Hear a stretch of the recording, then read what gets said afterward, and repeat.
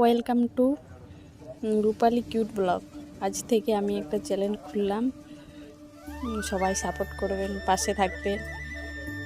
এই যে দেখতে পাচ্ছেন আমার দোকান, আর এই যে আমি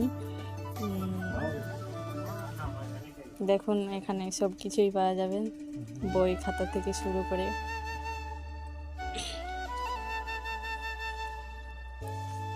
দেখতে পাচ্ছেন, সবাই পাশে থাকবেন, সাপোর্ট করবেন, এটাই আমি চাই।